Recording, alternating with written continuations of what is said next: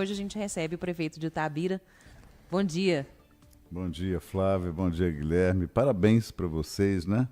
Uma semana aí. Parabéns ao Grupo Bel por essa iniciativa, esse empreendimento com a 98 News, importantíssimo para a informação, né, dos mineiros aí, dos belo-horizontinos e dos mineiros. É o que a gente espera e a responsabilidade que nós estamos carregando, de levar a marca do Grupo Bel à frente, de levar o nome 98 à frente com uma proposta nova e que ecoe todas as coisas de Minas Gerais, como é, por exemplo, a mineração, prefeito.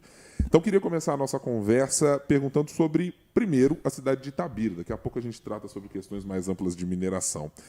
Prefeito, eu sei que a cidade tem um plano de investimento já de algum tempo de lidar com a mineração para além do que o senhor tem que resolver de problema no dia de hoje, né? Hoje a mineração ajuda a compor o caixa do município, né? Ajuda a melhorar as condições de operação do município. Tem também os problemas gerados pela mineração, nos embates entre as pessoas, entidades ambientais e muito mais. Mas o ano de 2025, na conversa que tivemos, acho que no início desse ano, o senhor já falava de um plano para o futuro, de uma Itabira que busque ter um equilíbrio, uma possibilidade do fim da mineração acontecer. Quantas casas esse plano andou do começo do ano para cá e está em que momento agora de se discutir uma Itabira que tenha, para além da mineração, do momento atual? Tem andado, a gente tem caminhado com um projeto novo, com a nova visão em termos de relacionamento de município com empresa mineradora. Como você bem disse, há muito conflito em relação a isso, e o conflito ele não é só financeiro. O financeiro, naturalmente, enquanto as empresas mineradoras estão minerando, estão explorando minério em determinado território, tem dinheiro. O maior problema é o depois, porque o minério não dá duas safras. Essa é uma frase cunhada pelo ex-presidente Arthur Bernardes, um pouco de história lá atrás, quando começou a mineração no Brasil. Então não dá mesmo. É um produto não renovável. É uma indústria que produz um produto não renovável. Ele acaba um dia. Então essa é uma grande preocupação. E Itabira, como foi a primeira grande mina minerada do Brasil aberta, né, o Pico do Cauê, então a Vale, até para as pessoas, um pouquinho de história também aqui, a companhia Vale, que chamava Vale do Rio Doce, quando foi criada, era uma empresa estatal, foi criada para explorar a primeira grande mina aberta de Itabira, em 1942, para atender a indústria bélica mundial em meio à demanda da Segunda Guerra Mundial, a indústria de armamentos. E nasceu assim, começou assim, a exploração mineral em Itabira. E 83 anos depois, a Vale já anunciou a exaustão mineral para 2041, portanto, daqui a 16 anos.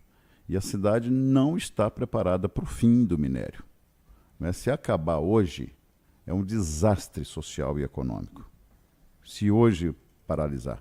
Este ano mesmo, a cidade tem uma queda enorme na arrecadação da Cefem, que é o royalties da mineração, por assim dizer, e que o impacto econômico sobre o município é grande, porque 80% da sua economia vive em função do minério.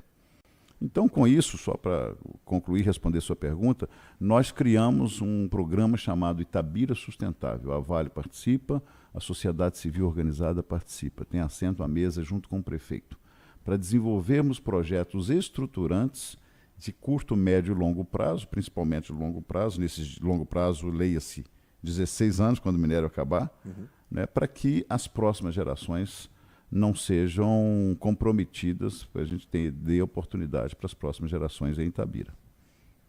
O que a gente pode fazer, o que o município pode fazer para capacitar a mão de obra para esse, talvez, pós-mineração? A capacitação de mão de obra está no nosso plano e temos trabalhado com isso, é conectada, o programa de capacitação dos jovens é conectado às novas vertentes econômicas que nós vislumbramos. Então, nós vislumbramos o turismo como uma das vertentes econômicas, e Itabira tem um potencial enorme no núcleo urbano em função do turismo literário. Já estamos trabalhando nisso, a terra do nosso maior poeta, Carlos Drummond de Andrade. Já temos o Free Itabira, que é o Festival Internacional Literário, tem a Semana Drummondiana, ou Drummondiana, uma discussão semântica com isso aqui. Temos vários eventos, vários equipamentos digamos, memoriais e culturais para ativar o turismo cultural na cidade, que é uma cidade cultural. Ecoturismo também entra, prefeito? O eco de forma forte, porque a região rural de Itabira, que é 1.000 km², eu digo que é a Chapada Diamantina de Minas. Distritos de Ipoema, Senhora do Carmo e Ribeirão São José, que não é um distrito, mas faz parte da zona rural, são verdadeiros santuários ecológicos. Temos um parque estadual, que é o Parque Estadual da Mata do Limoeiro. Agora a gente, dentro desses programas de investimentos estruturantes, tem um projeto chamado Estrada Parque, que é tornar acessível todos esses destinos turísticos do ecoturismo.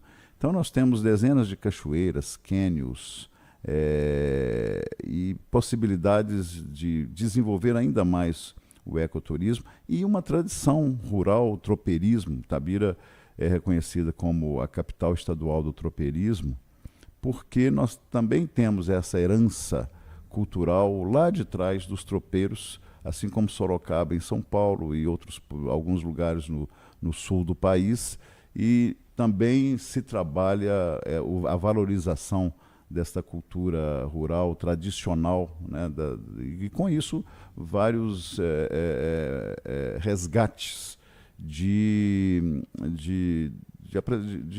grupos folclóricos, das apresentações folclóricas, que faz parte do turismo, né? Cultura, gastronomia e bem-estar do turista. Então o feijãozinho tropeiro lá é bom. Mas excelente. E o pastel de angu, então, nem se fala. Essa hora, né? Quase 3 horas de jornal, Nossa a gente já está assim, pensando no almoço. E com né? as melhores cachaças, hoje já inclusive premiadas internacionalmente, produzidas nessa região turística rural de Itabira. Isso é muito relevante, prefeito, mas eu vou aqui fazer uma espécie de advogado do diabo. Ele não vai fechar a conta sozinho para o futuro da mineração. É verdade. E muitos prefeitos têm atuado de uma maneira a tentar atrair indústrias, e acho que muitas vezes as pessoas estão pensando na ideia de, olha, eu vou atrair um grande polo, vai voltar uma indústria fisicamente gigantesca, que vai ocupar um determinado espaço aqui no meu município. Como em vários municípios brasileiros a gente tem, evidentemente é o caso de Itabira. Só que a gente está lidando numa nova economia, está lidando com modelos de trabalho diferentes, está lidando com maneiras de instalar serviços. Hoje a gente fala de coworking, enquanto no outro dia todo mundo falava de escritório muito físico. Como é que vocês mapearam e que tipo de indústria está sendo mapeada para ocupar esse espaço que a mineração ocupa? Dá para trazer gente de manufatura? Que tipo de indústria é possível vir para um município hoje e se instalar? Além, Guilherme, além da indústria do turismo, você tem um know-how em Itabira da indústria de mineração que precisa ser aproveitado. Não é? Então nós temos uma mão de obra, digamos, especializada, acostumada com a indústria de mineração e todos as vertentes que acompanham a indústria de mineração.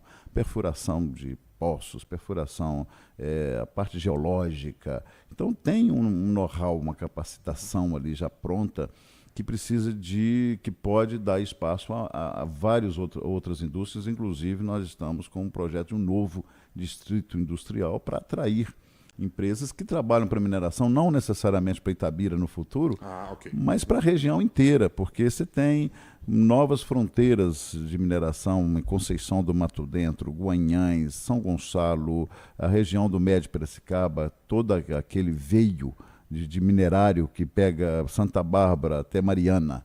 Então você tem um veio minerário ali importante que vai durar muito tempo ainda e que Itabira pode continuar produzindo equipamentos, pode continuar prestando serviços para esta indústria de mineração e outras, não é, até do Vale do Aço, né? Então isso é uma vertente. Mas veja, a parte de serviços é a nossa aposta principal, né? A parte logística, por exemplo. Nós temos uma das mais eficientes ferrovias do mundo, que é a Vitória Minas, construída ainda na época lá, na década de 30, e que ainda uma bela construção que liga Itabira ao Porto de Vitória. Então, um hub logístico em Itabira, né, para atender a indústria mineira da região metropolitana. Lembrar que Itabira está a 100 quilômetros de Belo Horizonte. Para atender e colocar esses produtos no Porto de Vitória, que também passará por uma grande transformação, segundo acompanha o governo do Espírito Santo, o governo Casagrande, para que possa receber, possa aumentar seu calado e receber os navios mais modernos, maiores. Então, essa logística, esse serviço de logística é um potencial importante para Itabira também. A Vitória Minas, essa ferrovia, que atende exclusivamente a Vale, pertence à Vale, tem 40% de ociosidade. Então, ela pode muito bem ser aproveitada num hub logístico, num polo logístico. É por isso que, ainda hoje, tenho reunião com o governo do Estado para discutir a duplicação da rodovia 129434, que liga a 381, já duplicada até aquele ponto, a Itabira. São 36 quilômetros, para que exatamente favoreça o desenvolvimento dessa nova indústria, desses novos serviços, para poder reduzir até em 30% o custo logístico da indústria de Belo Horizonte, da região metropolitana de Belo Horizonte. Então, isso é um deles. O polo médico é outro. Itabira já atende 500 milhões de vidas, né, de pessoas, 500 mil, desculpe. Responsável sanitário por 500 mil pessoas da região, como micropolo e macropolo complementar em saúde. Então, nós estamos caminhando para ser um macropolo em saúde, para desafogar Belo Horizonte. Então, um horror. Belo Horizonte não consegue atender. Sim. O SUS, o serviço de saúde da capital, não consegue atender mais o interior, as cidades adjacentes. Você não tem vagas mais, né? Chega uma época desta de surto de síndromes respiratórias e tudo mais, não consegue. Então, Itabira é uma alternativa e já foi apontada, e estamos fazendo os investimentos para isso, para que seja um macropolo para desafogar um pouco Belo Horizonte. De Caeté para baixo, todo mundo ser atendido em Itabira. Né? Também isso gera valor econômico para a cidade, além do agro, que nós temos, como disse, 1.000 quilômetros quadrados de terras de região rural e participa com 1,5% do PIB da cidade. Então, é um grande potencial, terra fértil, produtiva, e tem um grande potencial de aumentar também a produção agrícola, agropecuária, agroecológica, enfim, no nosso município. O senhor está num movimento de discussão com a mineradora Vale especificamente sobre as questões que são atinentes ao seu município. Ao mesmo tempo, ocupando espaço na AMIG, na Associação dos Municípios Mineradores de Minas Gerais. Do Brasil agora. Do Brasil, aliás. Tem uma outra questão a ser discutida. E essa é de um embate mais duro com as mineradoras. Foi lançada, inclusive, uma campanha a respeito de uma avaliação que foi feita da AMIG sobre sonegação. Sobre não pagamento de valores específicos que as cidades, na conta que fizeram, consideram não ter recebido das mineradoras. Queria que o senhor explicasse em que pé isso está. Ainda há a possibilidade de outros acionamentos judiciais para que isso aconteça. Como é que essa questão vai ser tratada e está sendo tratada pela AMIG? Você colocou muito bem, porque em Itabira a gente tem uma relação de parceria com a Vale, que é a âncora econômica do município. Muito embora a Vale ainda deve a Itabira muito. Quer dizer, eu acho que o esforço das empresas de mineração para manter o seu território qualificado, para garantir sustentabilidade ao território minerário, é um problema nacional. É um problema do Brasil, e Itabira não é diferente. A gente tem uma relação de parceria, mas a Vale deve Itabira. Então, isso é muito importante que a comunidade, que a sociedade tenha isso claro. Agora, enquanto presidente da associação, agora a Associação Brasileira dos Municípios Mineradores, ou minerados, né? Há quem diga que quem é minerador é empresa, mas o território é minerado. O que a gente diz é o seguinte, o que a gente tem é o seguinte, nós estamos muito atrasados em relação aos países produtores de minério, como a Austrália, como o Canadá, como em outros países do mundo, porque nós não temos hoje um marco regulatório importante que privilegie o ser humano, né, as comunidades. Né? Nós não temos também uma agência reguladora que fiscalize as empresas mineradoras. Ela está completamente sucateada. Eu falo da Agência Nacional de Mineração, a ANM, não é? E nós não temos uma compensação tributária não é um valor tributário ou um royalties que compense efetivamente o estrago, né? Que compense efetivamente as marcas da mineração, né? Então, a mineração não tem legado no Brasil. Então, a grande discussão é essa. E, além disso, por falta de fiscalização, aí eu entro na sua pergunta, a sonegação, sistematicamente a sonegação. Então, o cidadão comum, não, né, se sonega imposto, é crime. Não é isso? Uma empresa que sonega imposto é crime. As mineradoras no Brasil, infelizmente, eu não falo isso, infelizmente, são empresas importantes, grandes empregadoras, grandes contribuidoras do desenvolvimento, mas deveria ser muito mais. Então, a partir do momento que o Tribunal de Contas da União, o TCU, consegue apurar só de 2017 para cá, 2017 a 2024, 20 bilhões de reais que deixaram de ser pagos em impostos para a União, para estados e para municípios. Aí você fica com municípios, os prefeitos, numa penúria danada, tendo que ir a Brasília rodar, circular o chapéu para buscar recursos para a saúde. Chegar numa agência que não tem quem o receba muitas vezes, né, ministro? Não tem quem receba, né? Você tem estados, né, como está o estado de Minas Gerais, né, com essa crise financeira já se estendendo, né? E tem também dificuldades financeiras. O Brasil, é impressionante, o Brasil, que é um dos países com maior reserva de minerais estratégicos do mundo, inclusive para a transição energética, para esse futuro próximo agora, cobalto, níquel, por exemplo, né, cobre.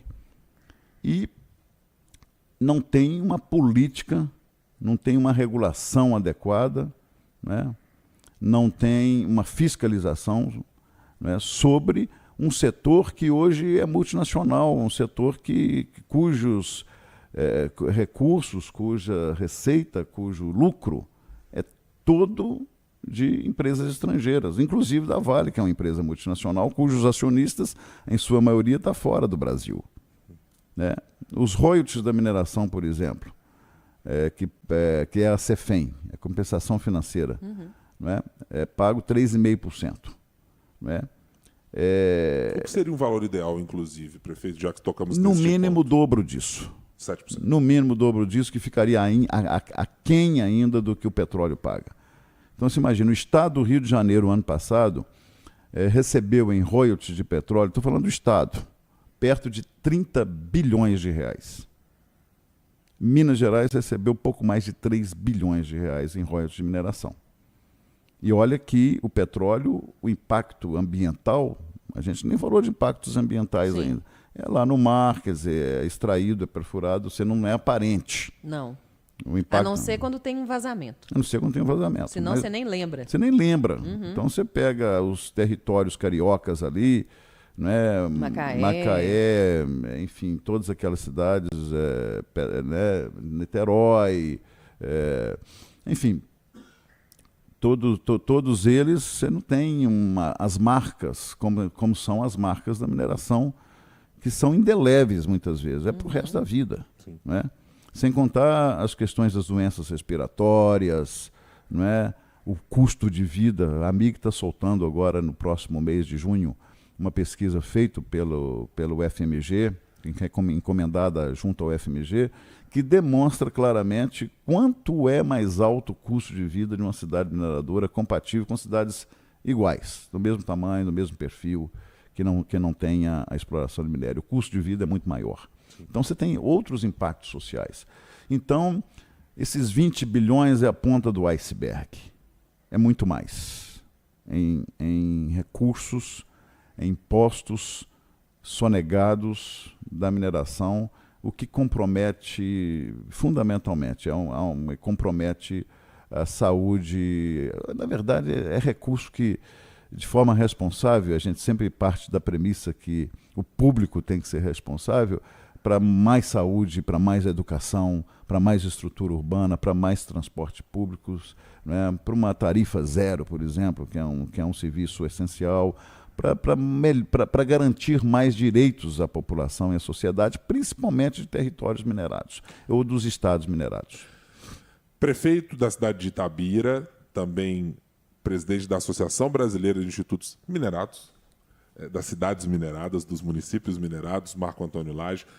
Prefeito, como essa é uma semana ainda muito especial para a gente, os convites que a gente tem feito às pessoas que vêm aqui, a gente já está reiterando de agora para que retornem, porque afinal de contas nós pretendemos ser, com a 98 News, o espaço para contar as coisas de Minas, as dores, os valores, os dissabores, as coisas boas, do tropeiro à mineração, dos problemas que a mineração traz e das coisas boas que a mineração também proporciona a determinados municípios. E por isso queremos, evidentemente, contar com o senhor e com a amiga aqui em outras oportunidades para continuarmos contando e trazendo ao nosso público o que de mais importante a gente pode trazer. Fatos e informação para que as pessoas formem a sua opinião. Obrigado por estar aqui conosco nesta segunda semana da 98 News. E a gente já quer sua visita sobre essa pesquisa com a UFMG. Fiquei curiosa. Por que o custo de vida é mais alto? Nós vamos fazer um lançamento dela no Pará. A Ramig, como agora a Amig Brasil, está realizando suas assembleias de prefeito de forma itinerante. Então a próxima vai ser em Canaã dos Carajás, no Pará, reunindo também prefeitos do Pará, essa nova fronteira minerária do Brasil. E lá nós vamos fazer a primeira apresentação aos prefeitos dessa pesquisa e logo em seguida a gente vai ter, com o maior prazer, combinado, né? E muito prazer estar aqui, poder voltar aqui. Agradeço, Guilherme, agradeço a Flávia. Mais uma vez, parabéns pela 98 News. Nós precisamos disso, nós precisamos de informação em Minas Gerais. Minas Gerais precisa de muita coisa, né? Sem Mas dúvida. também de informação qualificada, de jornalismo qualificado, para que a gente possa discutir, inclusive, esses temas tão relevantes para a sociedade, que é a mineração em Minas Gerais, causas, efeitos, impactos e aquilo que pode ser melhor, né? Trabalhar para uma mineração sustentável em Minas e no Brasil. Assim a gente pretende dar a nossa contribuição do ponto de vista da comunicação. Obrigado, prefeito. Muito obrigado a Obrigada, vocês. prefeito. Obrigado.